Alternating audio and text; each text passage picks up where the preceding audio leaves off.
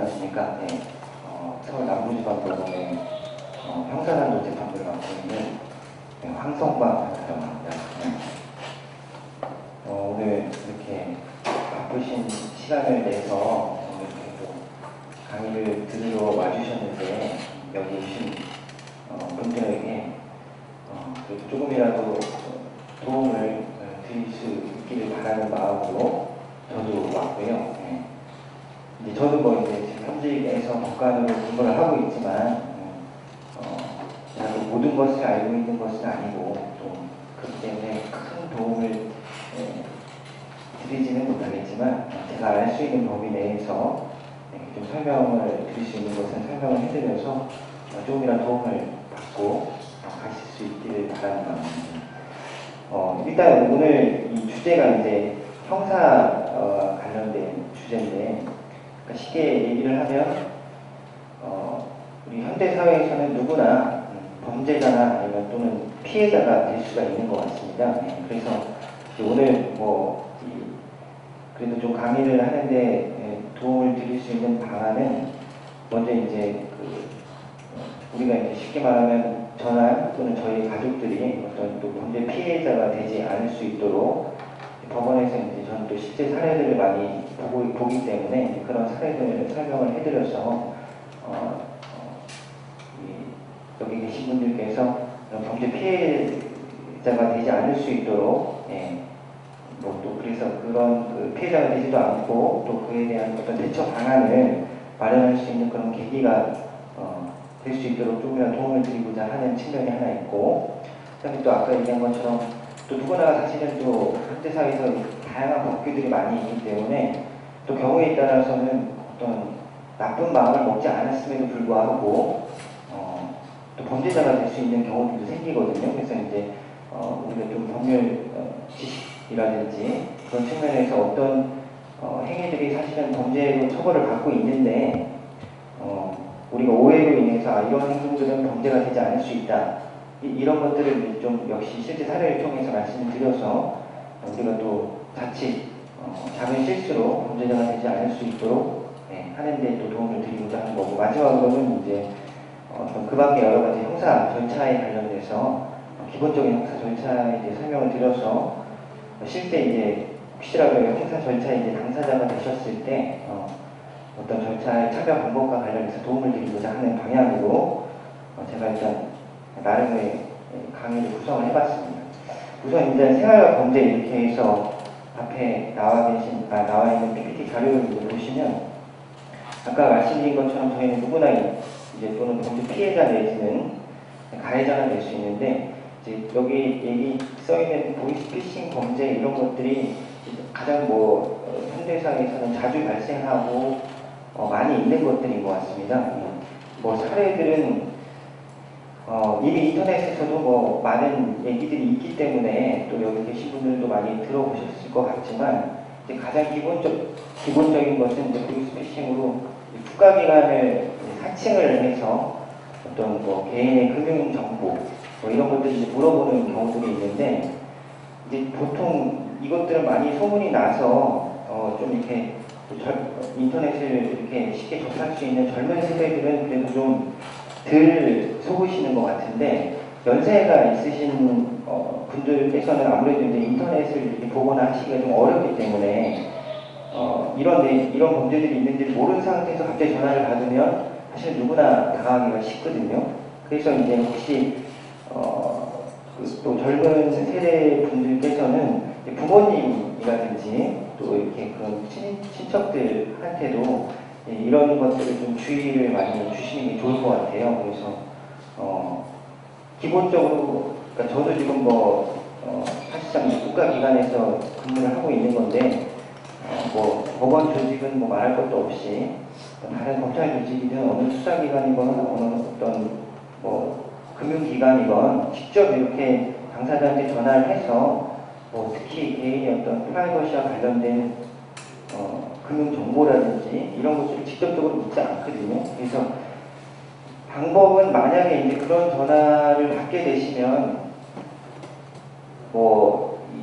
어떤 방법이 좋냐면 제가 이제 생각하기에는 그 상대방이 국가기관이라는 취지로 얘기를 하면서 이제 어떤 정보를 기술적으로 물어볼 때가 있을 거예요. 그러니까 제 생각에는 만약에 정말 국가기관이 맞고 이 사람에 대해서 기본적인 자료를 가지고 있는데 그 상대방의 어떤 꼭 필요에 의해서 본인이 전화를 하거나 연락을 취한 거라면 그분들이 기본 정보를 다 가지고 있지 않겠습니까? 만약 그 사람이 정말 진정한 뭐 국가기관에서 근무하고 있는 사람이라면. 그렇기 때문에 본인의 개인정보를 본인이 먼저 얘기하지 마세요. 본인이 먼저 얘기하지 마시고 어떤 루트를 물어보세요.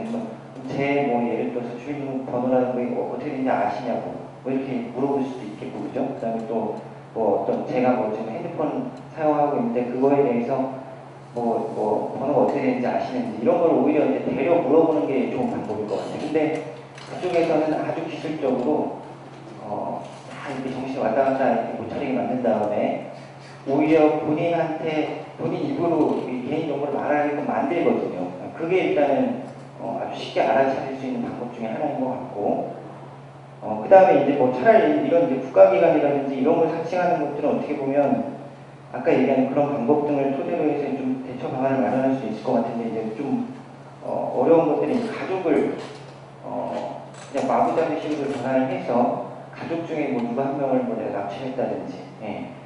그렇게 해서 지금 당장 뭐 돈을 넣지 않으면은 뭐 이렇게 위해를 가하겠다는 식의 얘기를 하면 사실은 그 경우에 딱 맞아떨어지는 상황이 생길 수가 있거든요. 그렇죠? 예.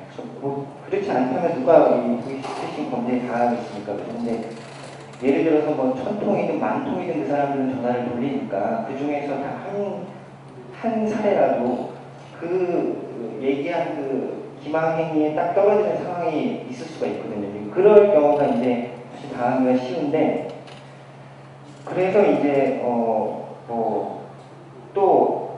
제 개인적으로 생각을 해보기에는 일단 잘 모르는 번호라든지 이런 것들이 연락이 왔을 때는 가급적이면 일단 굳이 받지 않으시는 게 제일 좋지 않나 그런 생각이 들고, 왜냐하면 이제 그렇게 했을 때는 그렇다면 정말 내가 필요한 전화를 못 받지 않냐 이런 생각을 하실 수가 있는데, 정말 필요한 전화라면 그렇게 한 번으로 끝나지 않고 두 번, 세 번, 900 연락이 올 거거든요. 그때 이제 그 번호로 이렇게 연락을 취한다고 해보는 건데, 그때조차도 핸드폰으로 같이 바로 연락을 취해서 하는 것보다는 잘 모르는 번호일 때는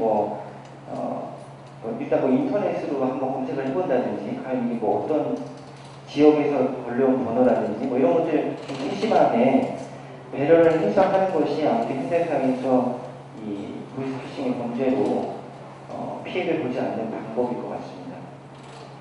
그 외에 아까 얘기한 것처럼 여기 써있는 것처럼 다단계 금융사기라든지 또 여성과 어린이들 상대로 한 성범죄, 또 금전 대차 관계로 인한 사기, 폭행, 상해, 교통사고 등 다양한 문제들이 있는데, 여기 또 제가 하나 언급해드리고 싶은 것은, 그러니까 저도 이제 형사재판을 굉장히 오랫동안 지금 하고 있는데요. 저도 이제 처음에 형사재판을 맡았을 때 조금 놀랐던 부분 중에 하나가 이 금전 대차 관계로 인한 사기 부분 있지 않습니까? 이것이 현재 사기 범죄로 상당 부분 처벌이 되고 있다는 것에 좀 저도 처음에는 좀 놀랐던 부분이 있습니다. 그 이유는 이제 뭐냐면, 우리가 통상은 금전 대차 관계로 인해서 누가 이제 돈을 빌리거나 그걸 제대로 갖지 못했을 때는 보통 이제 민사적으로 이제 해결을 하는 게 통상인데, 이제 거기에 관련해서 이제 본인의 변제 자력이라든지 변제 능력이 없는 상태에서 돈을 빌리고 제대로 갖지 못할 경우에는 형사법으로 이제 사기로도 처벌이 될 수도 있다는 겁니다. 그렇기 때문에 일반 또 많은 분들이 다른 사람에게 어떤 금전 거래를 하고 그걸 또 받지 못했을 경우에 형사로 이렇게 사기 범죄로 고소하는 경우도 많이 생겨요. 그러면 당장 이렇게 정말 나쁜 의도로 이렇게 다른 사람한테 돈 갚을 생각도 없으면서 돈을 빌려서 다른 사람한테 어떤 재산적 피해를 줬다는 건 당연히 사기 범행으로 처벌을 받아야 되겠지만, 그것이 아닌데 본의 아니게 이런 금전 대차 관계를 깔끔하게 정리하지 못해서 형사 고소를 당해서 이제 여러 가지 어려움을 겪는 상황도 생기거든요. 그렇기 때문에 일단 금전 거래를 함에 있어서도 내가 경우에 따라서는 또 사기 범행에 어떤 고소를 당할 수도 있는 부분이 있다는 걸 염두에 두시고 좀 더 깔끔하게 좀 해결을 할 수 있도록 노력하시는 게 필요할 것 같고요. 그 다음에 이제 뭐 폭행 상해와 관련해서도 우리가 많이 들어보는 얘기지 않습니까? 그죠? 그래서 이런 사건으로도 지금 많은 지금 피고인들이 와서 재판을 받고 있는데, 또 여기서도 오해를 하지 않았으면 좋아할 부분은 뭐가 있냐면, 우리가 소위 말하는 이제 폭행의 개념이 굉장히 넓다는 거예요. 우리가 소위 이제 그냥 법적인 개념을 생각하지 않고 소위 말해서 뭐 폭행이다, 상해다 이런 이제 표현을 쓰면 우리가 뭐 TV에서 보듯이 다른 사람을 주먹으로 또는 발로 강한 어떤 신체적 위해를 가하고 또는 뭐 무기를 들고 때리고 뭐 이런 것들을 이제 통상 생각을 하는데, 우리 법정에서 특히 이제 폭행죄에서 폭행은 굉장히 광의의 의미로 해석을 하고 있습니다. 그러니까 뭐냐면 신체에 대한 위협력의 행사라고 이렇게 표현을 하거든요. 그렇다면 경우에 따라서는 어떤 좁은 공간에서 뭐 이렇게 막 물건을 던지고 손발을 휘젓고 이렇게 했는데 신체적으로 직접 접촉을 안 한 경우조차도 광의의 의미에서 폭행에 해당한다고 이렇게 보는 경우들도 있거든요. 그러니까 쉽게 다시 설명을 드리면 굉장히 범위가 넓게 본다는 겁니다. 그렇게 되면 이제 어떻게 되냐면 우리가 일상생활하면서 다른 사람하고 이제 어떤 뭐 싸움이나 실랑이가 벌어질 경우가 사실 또 생기지 않겠습니까? 그죠? 그럴 때 좀 정말 엄격하게 이렇게 좀 어떤 물리적 행사를 자제를 해야지, 상대방이 조금 나를 도발을 했다 해서 뭐 이렇게 신체적으로 뭐 이렇게 뭐 살짝 미친다든지 또는 뭐 멱살이라든지 옷깃을 잡고 어떻게 했다든지 하는 것도 엄밀하게 얘기하면 아까 얘기하는 그 어떤 대법원 판례라든지 이런 취지에 비춰봤을 때는 폭행에 해당될 수 있다는 거예요. 그러면 다 형사 피고인이 돼서 처벌을 받을 수 있다는 거거든요. 그렇기 때문에 저도 뭐 많은 사건들을 처리하면서 느끼지만 정말 어떤 다른 사람과의 분쟁, 실랑이 이런 것들이 벌어졌을 때 어떤 그 신체적인 위협력 행사를 하는 거는 굉장히 조심을 해야 되겠구나 이런 생각을 많이 들었습니다. 예. 그래서 이제 그런 점을 좀 하나 유의를 하셨으면 좋겠고, 또 하나는 뭐 또 일반 사람들 중에서 좀 오해하시는 것들이 뭐 상대방이 먼저 때렸다, 상대방이 먼저 나한테 가해를 했기 때문에 내가 이 정도의 어떤 방어 행위로 상대방이 어떤 위해를 가한다는 거는 문제 없지 않느냐 이렇게 생각하는 경우들도 많은데, 그것이 되기 위해서는 우리가 소위 얘기하는 정당방위의 요건에 해당이 되거든요. 근데 이제 그 정당방위에 해당의 요건이 되는 것은 단순히 뭐 상대방이 먼저 때렸다고 해서 내가 그 방어 행위를 위해서 뭐 공격을 하는 것이 다 정당방위에 해당되는 게 아닙니다. 예. 일단 그 방위 어떤 최소한도의 정도로서만 방위가 이루어져야 되고, 그것이 이제 별도의 공격 행위로 평가가 되면 그 정당방위가 되지 않기 때문에 통상은 이 어떤 같이 싸움이 벌어졌으면 설사 상대방이 먼저 본인을 폭행을 했다든지 어떤 상해를 가했다 하더라도 처벌을 받을 수 있다는 거예요. 그러니까 결국 제가 얘기한 그 두 가지를 종합을 한다면 실제 사회 생활에서는 어떻게 하셔야 되겠습니까? 방법은 아까 얘기한 것처럼 정말 어떤 실랑이나 싸움이 벌어졌을 때는 굉장히 조심을 할 수밖에 없다는 거예요. 그리고 또 경우에 따라서는 또 적당히 이제 그 상황을 무시하고 그냥 이렇게 벗어나는 게 어떻게 보면 좀 필요한데, 살다 보면 이제 그 어떤 순간적으로 화를 참지 못하고 벌어진 경우들이 굉장히 많이 생기거든요. 근데 그때 이게 문제가 크게 벌어졌을 때는 아까 얘기한 것처럼 폭행죄 내지는 상해죄의 어떤 범죄자로 처벌을 받을 수가 있기 때문에 제가 말씀을 드리는 거고, 마지막으로 이제 교통사고 부분인데, 교통사고는 사실은 뭐 어느 누구라도 지금 뭐 이 현대사회에서 뭐 운전을 하는 사람이라면 다 발생할 수 있는 거 아니겠습니까? 근데 제가 피해자가 될 수도 있고 또는 또 가해자가 될 수가 있는데, 그 단순한 뭐 교통사고로 인해서도 이 경우에 따라서는 형사처벌을 받을 수가 있다는 겁니다. 예. 그러니까 그렇기 때문에 어떤 경우에 이제 교통사고로 인해서 형사처벌을 받을 수가 있는지를 좀 아셔야 될 것 같고, 그 다음에 또 반대로 어떤 교통사고에 피해를 입었을 때 어떻게 대처를 하는 것이 그래도 가장 바람직한지 이런 것은 제가 또 넘어가면서 설명을 드리겠습니다. 일단 뭐 형벌의 종류만 간단히 말씀을 드리면 우리가 소위 알고 있는 이제 사형이라는 형벌이 가장 강한 형벌이고요. 무기징역, 유기징역, 금고 어떤 신체에 대해서 어떤 뭐 우리 알고 있는 것처럼 뭐 감옥이라든지 구치소에 이렇게 구금이 될 수 있게끔 하는 형벌도 있고 또 자격상실, 자격정지, 벌금 부류 가료는 이제 재산적으로 어떤 처벌을 가하는 그런 형벌 종류고요. 또 집행유예, 선고유예라는 것이 있는데 이것도 쉽게 제가 설명을 드리면 집행유예 개념을 또 일반 사람들은 잘 모르시는 것 같아요. 뭐 예를 들어서 징역 1년에 집행유예 2년이다 이러면 그럼 그분은 구치소 뭐 이렇게 감옥에서 구금을 하는 거겠습니까? 안 하는 거겠습니까? 안 하는 것 같으세요?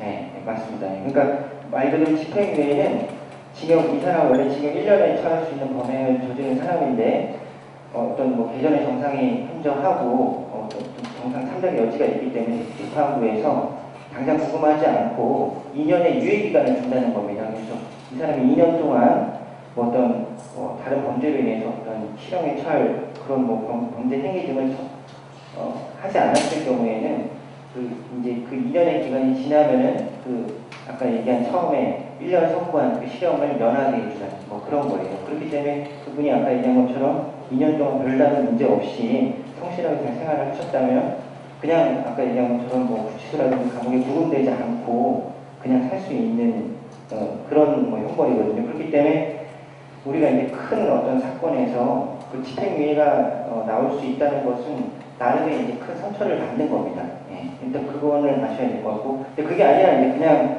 징역 1년이다 그러면 정말 징역 1년 감옥이든 뭐 구치소든 이렇게 구금이 돼서 형벌을 받아야 되는 거고, 선고유예라는 것도 있는데 이거는 이제 통상 이제 벌금형에서 많이 선처될 수 있는 그런 형벌의 종류로 사용이 되고 있는데 아까 얘기한 것처럼 뭐 그 재산적인 처분에서 뭐 예를 들어 벌금 300만 원에 처한다 이렇게 얘기를 했으면 벌금 300만 원 납부를 해야 되겠죠, 그죠? 근데 이제 벌금을 뭐 이 사람 같은 경우 100만 원에 처한다고 하면서 선고를 유예한다 이렇게 주문을 내는 경우도 있는데 그때는 마찬가지예요. 역시 그분은 벌금을 내지 않으셔도 돼요. 예. 그 선고 유예한 그 부분만 잘 지킨다면 그냥 그 벌금 납부하지 않고 마무리할 수 있는 제도예요. 그러니까 제가 일단 이 집행유예 선고유예 하면 법률적으로 설명드리면 너무 어려우시고 이해를 못하실 수가 있기 때문에 가능하면 제가 쉽게 이제 설명을 드린 겁니다. 그 정도만 아시면 될 것 같고요. 수사 절차 이것도 뭐 이렇게 표를 보시고 이렇게 하면 되게 어렵지 않습니까? 그러니까 그냥 편한 마음으로 보세요. 뭐 그냥 상식적으로 생각하면 쉽게 알 수 있는 겁니다. 당연히 어떤 수사 절차에서 어떤 범죄 행위라든지 나한테 누군가 피해를 주는 행위를 했다면 당연히 뭐 고소 고발을 하지 않겠습니까, 그죠? 그러면 이제 고소 고발을 할 때 수사에서 이제 주체가 통상의 경우에는 이제 경찰에서 기본적인 수사를 진행을 합니다. 그래서 경찰에서 이제 범죄 혐의가 있다고 이제 어느 정도 인정이 되고 하면 또 검찰에 송치를 해서 또 뭐 수사 보완을 하든지 그다음에 또 궁극적으로 검찰에서 이제 법원 재판에 기소를 할 수가 있는 권한이 있기 때문에 검찰은 최종적으로 기소를 할지 여부를 결정을 하는데 그 검사의 기소를 하기 전에 이 사람을 불구속 상태에서 수사를 할지 아니면 말 그대로 구속 상태에서 수사를 할지를 나름 이렇게 정해서 만약 특히나 구속이 필요하다면 이제 법원에 영장 발부를 요청을 해서 법원에서 발부한 영장에 따라서 구속을 해서 또 수사를 할 수도 있습니다. 근데 이제 경찰이든 검찰이든 같이 이제 수사기관이라고 보시면은 되시는 거예요. 수사기관. 뭐 경찰, 검찰이 있을 땐 그 범주를 같이 수사기관이라고 생각을 하셔서 이 수사기관에 이제 수사가 다 마무리가 어느 정도 되면 말 그대로 이제 법원의 재판을 이렇게 받게끔 하는 것을 기소라고 합니다. 기소.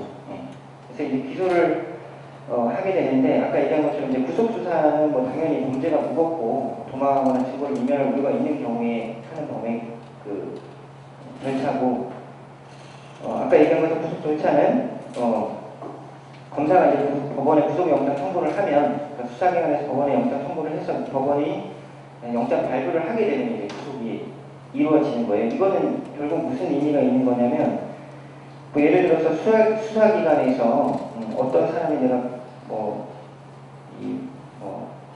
그냥 단순히 있다는 이유만으로 구속할 만한 사안이 아닌데 임의로 이렇게 하는 경우가 혹시라도 생길 수가 있기 때문에 별도의 기관이 이제 법원에서 그 실질 심사를 거쳐서 영장을 발부한다는 데에서 어떤 인권보호 차원에서 더 의미가 있는 겁니다.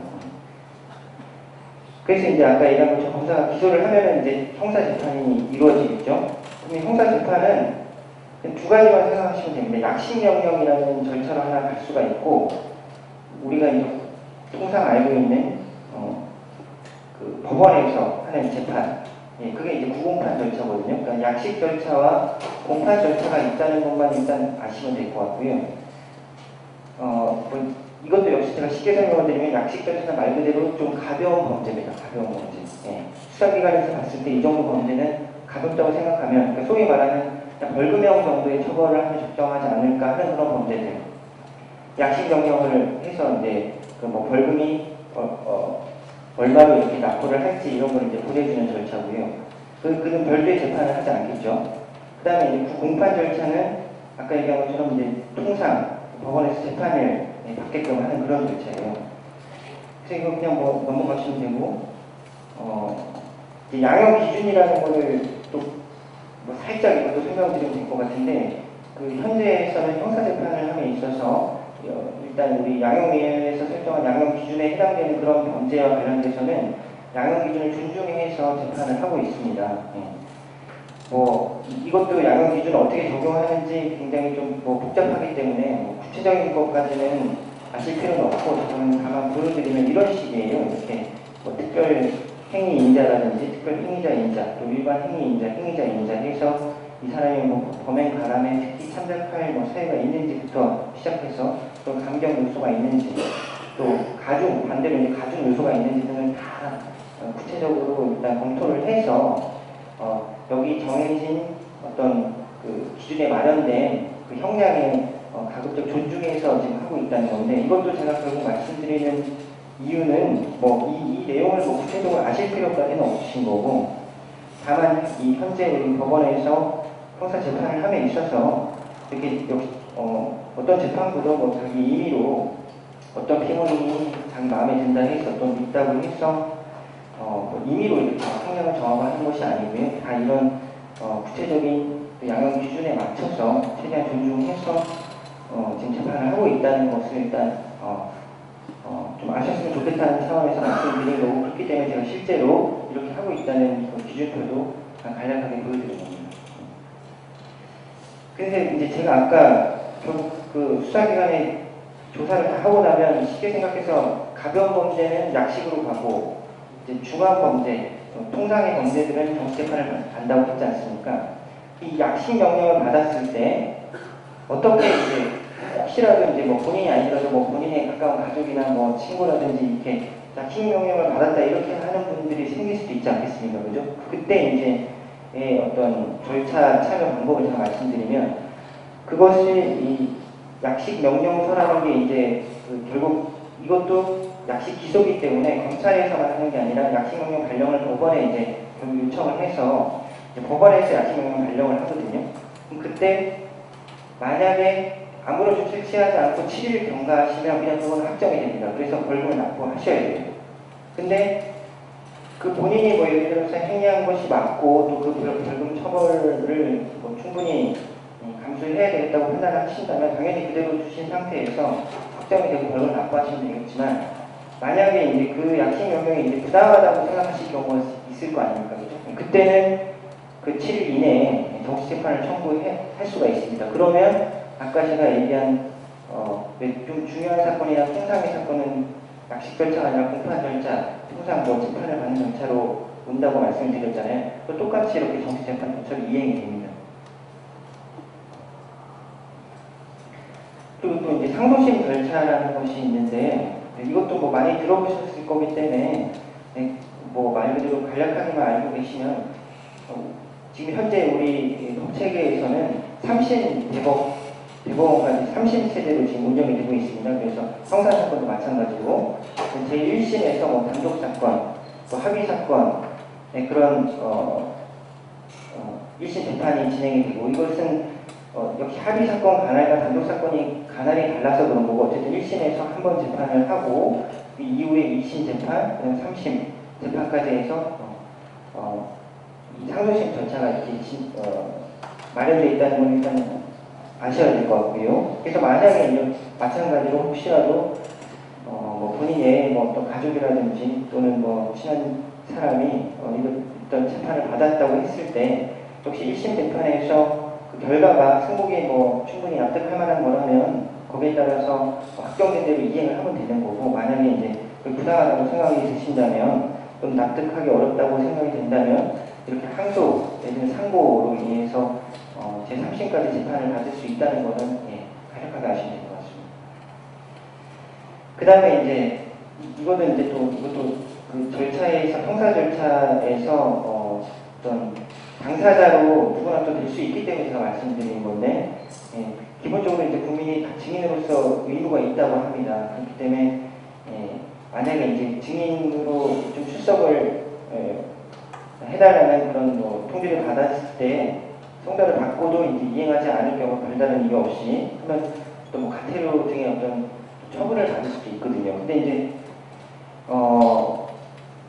어떤 이제 개인 입장에서 생각할 때는 굉장히 또 이렇게 됐을 때 좀 화가 날 수도 있을 것 같아요. 왜냐하면 본인들도 지금 생활하시기 굉장히 다들 바쁘실 텐데 갑자기 나와 뭐 상관도 없는 다른 사람의 재판을 위해서 나를 뭐 증인으로 와달라고 하는 게 또 증인 법정에 가서 증인으로서 지원을 하는 게 사실은 쉬운 일이 아닌 것 같습니다. 저는 뭐 재판을 하면서 당연하게 이 재판정에서 뭐 진행을 하고 뭐 증인의 증언도 듣고 이렇게 하는데 사실은 할 때마다 특히나 증인으로 오신 분들에 대해서는 항상 좀 고맙게 생각을 하거든요. 그 이유는 뭐 왜냐하면 피고인이라든지 다른 당사자들은 본인이 한 행위 때문에 한 거니까 당연히 어떤 좀 불편이 있더라도 재판에 참석을 하고 또는 어떤 처벌을 받아야 되지만 그와 상관이 없는 어떤 제3자격인 증인 같은 경우에는 더더군다나 이 출석을 해서 증언을 이렇게 하는 거에 관련해서 굉장히 수고를 하시는구나 이런 생각이 항상 든단 말이에요. 근데 이제 다만 이걸 이제 반대로 생각을 하시면 특히 이제 이런 형사재판에서는 증인의 증언이 굉장히 중요한 때가 많습니다. 왜냐하면 민사적인 사건은 우리가 뭐 누구랑 뭐 직거래를 한다든지 뭐 부동산 거래를 한다든지 돈을 빌려준다든지 할 때 뭐 채용증이든 뭐든 서류 같은 걸 작성을 하면서 하지 않습니까? 근데 형사 사건에서 뭐 누구랑 뭐 이렇게 서류를 서로 작성하고 이런 경우는 별로 많지 않고 더군다나 이 갑자기 뭐 이렇게 누군가 길을 지나고 있는데 뭐 누가 뒤에서 본인은 뭐 돈을 뺏는다든지 뭐 갑자기 공갈을 한다든지 협박을 한다든지 하는 것들이기 때문에 그거는 말 그대로 이 어떤 서류의 증거들이 없는 것들이지 않습니까? 그죠? 그렇다면 그때는 혹시라도 뭐 누군가가 나한테 어떤 뭐 피해를 가했을 때, 위해를 가했을 때 그걸 봐준 한 사람이 있다면 그 사람의 증언이 이 범죄자를 처벌하는 데 굉장히 필요하거든요. 근데 아까 얘기한 것처럼 만약에 내가 진행을 나가는 건 귀찮지만 만약에 이제 뭐 저나 저희 가족, 소중한 가족들도 언제든지 피해를 볼 수 있는 거 아닙니까? 그죠? 근데 그때 그럼 당연히 위해를 가한 범죄자를 처벌을 해야 되는데 이 사람들이 와서 뭐 본인의 범행 자백을 다 하고 이렇게 하면 뭐 문제가 없겠지만 또 뻔뻔하게 인정하지 않고 다투는 경우도 굉장히 많거든요. 근데 그런 경우에 단순히 어떤 피해자의 말만으로는 굉장히 판단하기 어려울 때가 있어요. 근데 그때 정말 제3자로서 그 상황을 목격하는 분이 당시 상황을 또 정말 본인이 본대로 잘 증언을 해주면 그 경우는 아주 사건이 아주 뭐 쉽게 해결이 될 수가 있거든요. 그렇기 때문에 내가 이제 뭐 증인으로서 나가기 좀 귀찮아질 때가 있겠지만 반대의 경우도 언제든지 있을 수가 있으니까 그거 조금 양해해 주셨으면 좋겠습니다. 그다음에 뭐 이제 법률 상담 및 뭐 부재 제도 이런 것은 여기 있는 내용 그냥 보시면 되는 거 왜냐면 워낙 뭐 인터넷이라든지 이런 거에 법률 상담과 관련해서는 쳐보면 여러 단체들이 있기 때문에 이제 제가 또 오늘 강의 오기 전에 이제 얘기를 간단하게 얘기를 들었더니 또 이쪽에 우리 이제 구청 측에서도 이쪽 건물 쪽에서도 법률 상담과 관련해서 또 변호사님이 계셔가지고 여러 가지 법률 상담을 해주신다고 하시더라고요. 그래서 혹시라도 그런 부분이 있을 때 적극적으로 가서 상담을 해보시는 게 좋을 것 같습니다. 그것도 한번 보시면 될 것 같고. 그래서 아까 이제 제가 이제 교통사고와 관련해서 말씀을 드렸지 않습니까? 그래서 그거에 이제 더 중점적으로 세부적으로 들어가면 일단 기본적인 제일 많은 게 음주운전으로 운전이거든요. 특히 음주운전으로 단속이 될 경우에는 아까 얘기한 것처럼 말 그대로 범죄자가 되는 것인데 당연히 음주 상태에서 운전을 하면 안 된다 이렇게 알고 있지만 본의 아니게 이렇게 작은 생각으로 음주 상태에서 운전을 해서 범죄자로 처벌이 되는 경우가 굉장히 많이 생겨요. 그래서 이것도 이런 강의를 통해서 좀 경각심을 일깨우는 그런 상황이 됐으면 좋겠습니다. 이것도 그냥 간략하게 보시면 되는데 음주운전 관련 처벌이 강화됐다는 겁니다. 말 그대로. 그래서 새로 시행된 도로교통법 등에 따르면 특히 0.2% 이상인 경우 혈중 알코올 농도가 징역 1년 이상 3년 이하 특히나 징역이 1년 이상이라는 것은 형의 최하한이 1년 이상이라는 거기 때문에 굉장히 엄한 법률 조항이거든요. 이하의 징역형이라든지 또는 500만 원 이상 1000만 원 이하의 벌금. 만약 혈중 알코올 농도가 0.1% 이상에서 0.2% 미만이라면 또 아까 얘기한 것처럼 여기 써져 있는 것처럼 그것도 처벌 조항이 있고 또 0.05% 이상 0.1% 미만인 경우에 마찬가지로 이렇게 규정이 되어 있는데 이것은 여기 계신 분들께서 이 조항이라든지 이 처벌 내용은 당연히 구체적으로 보실 필요까지는 없으시고요. 말 그대로 음주운전 관련해서 처벌이 굉장히 강화되고 있다는 거 하나랑 그 다음에 제가 왜 알코올 농도라든지 또는 거에 따라서 처벌이 이렇다는 것을 이렇게 구체적으로 말씀을 드렸냐면 다른 범죄도 마찬가지겠지만 특히 음주운전 같은 경우에 이렇게 혈중 알코올 농도에 따라서 또 어떻게 처벌한다는 것이 말 그대로 좀 세분화해서 또 법에 정해져 있거든요. 그렇기 때문에 특히 음주운전도 이렇게 단속이 됐을 때는 본인이 형사처벌로 인해서 적가자가 된다는 것을 좀 많이 생각을 해서 운전대를 잡지 않을 수 있도록 하셔야 될 것 같습니다. 그러면 이제 교통사고가 났을 때 이제 대처를 어떻게 하는 게 좋냐? 일단은 여러 가지가 있겠지만 구호조치 의무라는 게 있거든요. 그러니까 우리가 소위 말하는 뺑소니 차량 이런 게 있지 않습니까? 그죠? 뺑소니 차량으로 만약에 이 처벌을 받게 되면 이제 법적으로는 특정 범죄 가중 처벌을 하는 범죄 위반의 범행 범죄가 되는데 그럼 정말 굉장히 엄한 처벌을 받게 됩니다. 그렇기 때문에 그러니까 사소한 사고에도 구호 조치가 제대로 이루어지지 않을 경우에는 아까 얘기한 것처럼 특가법 위반의 범죄로 처벌이 될 수 있기 때문에 특히 교통사고가 났을 때 법적인 것을 꼭 떠나서라도 상대방하고 이 처리를 그래도 당연히 교통사고가 났으니까 상대방하고 좋은 감정일 수는 없겠죠. 실랑이가 벌어질 수도 있고 그렇긴 한데 어쨌든 그 당시에 이 어떤 마무리를 그래도 최소한 좀 짓고 그 장소를 벗어나는 게 필요할 것 같습니다. 그다음에 또 경우에 따라서는 신고해야 될 경우도 당연히 생길 거고 이제 사진 촬영 블랙박스 이렇게 얘기가 되어 있는데요. 요새는 블랙박스가 차량에 많이 있어가지고 그래도 교통사고 시에 누구 일방만 억울하고 이런 경우들은 많이 안 생기는 것 같아요. 예전에는 이런 블랙박스가 이렇게 상용화되지 않았기 때문에 사고가 나면 소위 말해서 목소리 큰 사람이 이기는 경우들이 많았던 것 같아요. 그리고 또 경우에 따라서는 사건의 본질이 좀 왜곡되는 그런 경향도 많이 있었던 것 같은데 요새는 일단 블랙박스 동영상에서 사고의 과정들이 상세히 촬영이 되면 말 그대로 그걸 가지고 또 이 처리를 하게 되기 때문에 그래서 기본적으로는 차량에 블랙박스 장비를 갖출 수 있는 여력이 되신다면 해주시는 것이 상당히 일단 도움이 되실 것 같고요. 그게 아니더라도 만약 그때 사고가 났다 그러면 이제 또 요새는 할 수 있는 방법이 사진 촬영이 또 쉽게 할 수 있지 않습니까? 물론 이제 또 스마트폰이라든지 사진 촬영 기능이 있는 휴대폰을 사용을 하시면 당연히 그걸로 하시면 되는 거고, 근데 그게 이제 혹시라도 없을 경우에는 차량에 사진 촬영을 할 수 있는 그런 장비들은 뭐 이렇게 하나씩 이렇게 넣어두시는 게 좋을 것 같은데요. 당연히 일단 이제 사고가 났다 하면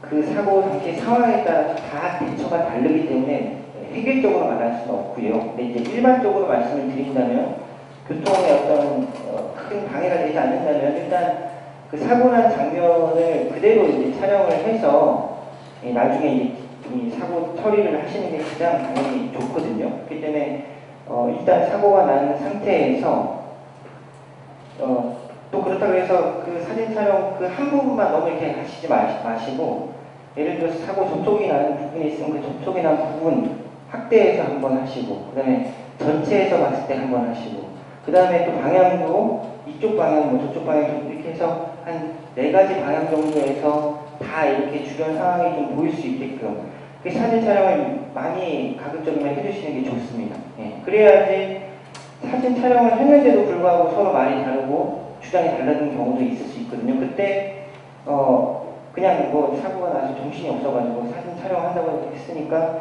그냥 뭐 접촉난 부분만 찍어야지 이렇게 있다가 또 뒤에 낭패를 보시는 경우들이 많이 계시거든요. 그러니까 좀 뭐 아까 제가 블랙박스가 왜 좋다고 했겠습니까? 동영상이기 때문에 그죠? 예.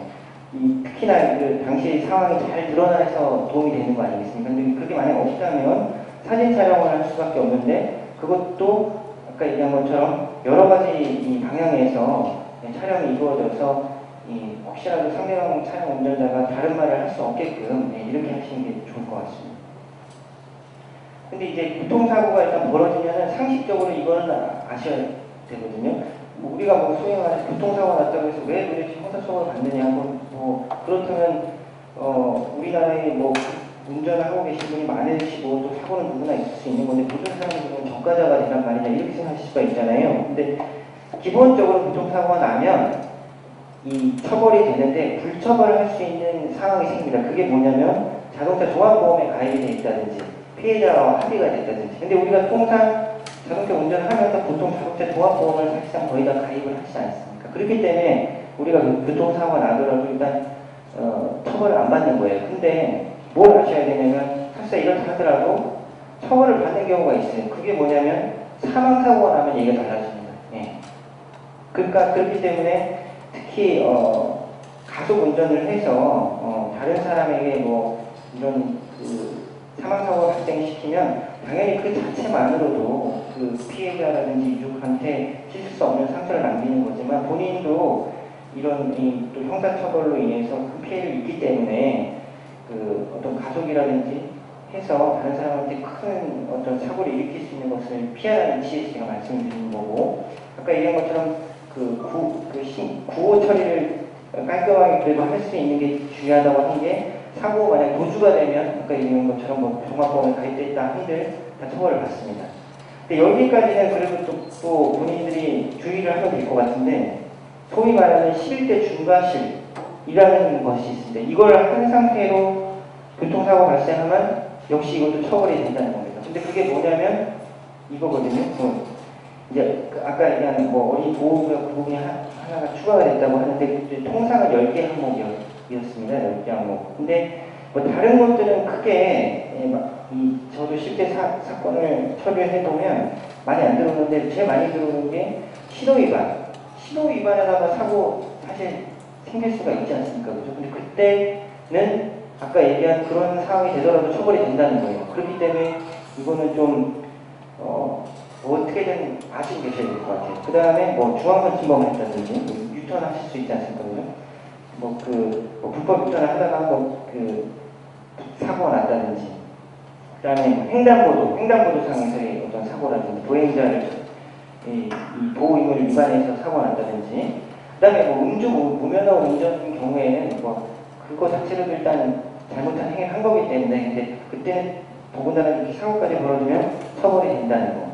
그러니까 다른 거는 크게 조심을 하시면 될 것 같은데, 아까 얘기한 것처럼 이제 신호 위반 같은 경우는 사실은 조금 주의를 조금만 잘못 기울여도 저희가 이제 신호 위반을 할 수가 있는 거고, 이제 그 상태에서 교통사고까지 생기면 이렇게 처벌이 될 수 있다는 걸 일단은 아셔야 될 것 같아요. 그래서 이제 그렇다면 내가 어떻게 대처하는 게 좋을지는 뭐 사실은 그건 저도 뭐 알 수 있는 것은 아니고, 다만 일단 이걸 아시고 그렇기 때문에 본인들이 이럴 경우에 내가 뭐 어떻게 대처하는 게 좋겠다는 걸 좀 나름대로 대처 방안을 좀 이렇게 생각해 보시는 그냥 대기 정도를 제가 마련해 드리는 걸로 이렇게 넘어가면 될 것 같아요.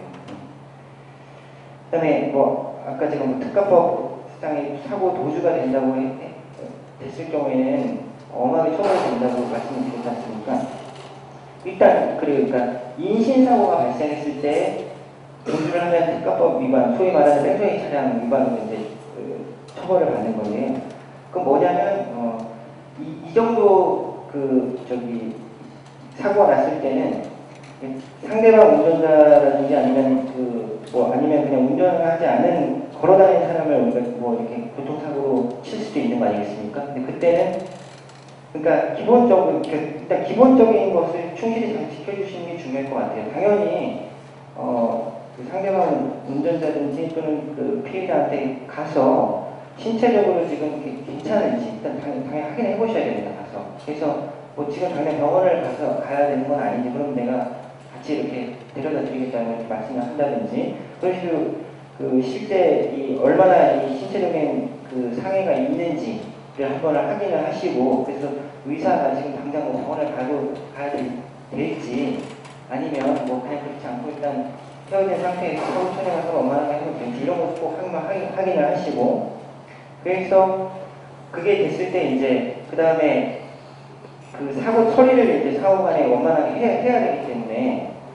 그렇게 하기 위해서는 필요한 게 뭐가 있겠습니까? 기본적으로 사후간에 연락처를 알아야 되지 않겠습니까? 그죠? 사후간에 연락처를 또 교환을 할 수 있으면 하고, 그 다음에 이제 뭐 예를 들어서 그 사고 현장에서 뭐 보험 회사에 연락을 한다든지 해서 보험 처리를 하면서 사고 처리를 가급적이면 거기서 깔끔하게 해결을 할 수 있게끔. 근데 그게 정 안 된다면 아까 얘기한 것처럼 상대방의 어떤 그 신체적인 어떤 문제는 없는지 이상은 없는지를 꼭 확인을 하시고, 그래서 병원 치료를 필요하다면 꼭 협조를 좀 할 수 있도록 노력을 하시고, 그게 아닌 상황에서는 설사 서로 이제 헤어진다 하더라도 또 내 인적 사항이라든지 이런 것을 정확히 알려서 내가 뭐 이 사고를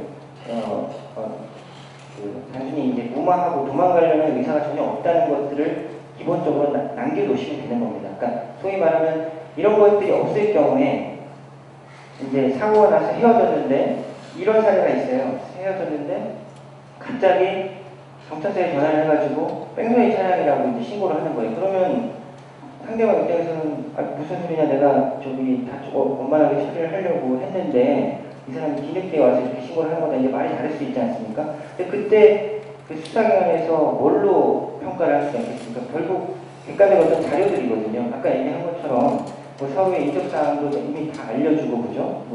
그 다음에 뭐 보험 처리를 해서 내가 이 사람이 언제든지 연락하면 할 수 있는 또는 그런 방법이 있는 상태를 만들었다면 전혀 도망가려는 의도가 아닌 거 아니겠습니까? 그죠? 근데 이제 그런 게 없이 만약 헤어졌다면 설사 본인은 선한 의도로 했다고 하더라도 도주 차량으로 의심받을 수가 있는 거거든요. 네. 그런 차원에서 제가 말씀드린 거고요. 이제 뭐 운전자 폭행은 이거는 뭐 운행 중인 자동차의 운전자를 폭행했을 경우에는 당연히 다른 승객에까지 큰 피해가 있을 수가 있기 때문에 더 강화해서 처벌하고 있다는 걸 일단 아시면 될 것 같습니다.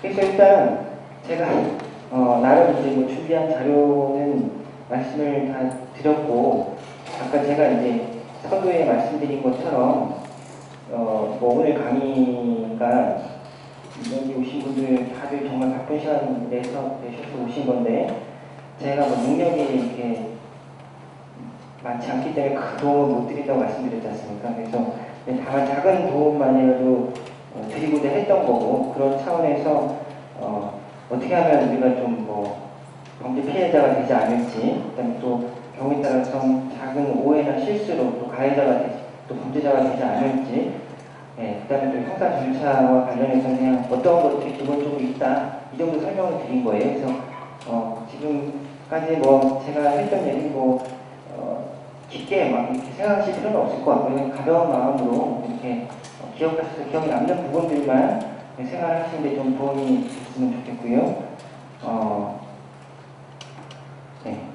일단 뭐 강의 여기까지 하고 나머지는 뭐 어떻게 하시겠어요? 혹시 질문하실 분 계시면 손 들어서 질문해 주시기 바랍니다. 질문 한번 하겠습니다. 네. 오늘 조금 틀리는데 말입니다. 요즘 이렇게 자전거를 많이 타는데요. 자전거로 사고 났을 때 자전거를 타고 있는 분이 운전면허증을 가지고 있을 때 그 벌점이 운전면허증하고 있는가? 그것도 한번 알려주시면. 그러니까 운전면허증을 가지고 있는 자전거 운전자가 사고를 냈는데요. 네. 근데 그 법적으로 소송이 되거나 법적으로 어떤 절차를 받았을 때 그 자전거 사고 내신 분이 가지고 있는 운전면허증에 벌점이 가해졌는가? 근데 일단 제가 말씀드릴 수 있는 것은 운전면허증과 관련된 벌점제도 있지 않습니까? 네. 그거는 법원에서 재판을 하거나 그런 법원 관할이 아니고요.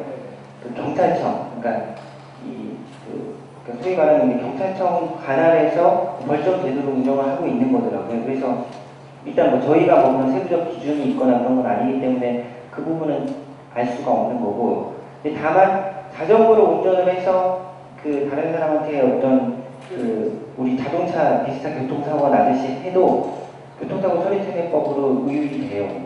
그렇기 때문에 그 자전거로 인해서 다른 사람하고 사고가 나지 않게 조심할 필요가 있다. 그거는 제가 말씀드렸습니다.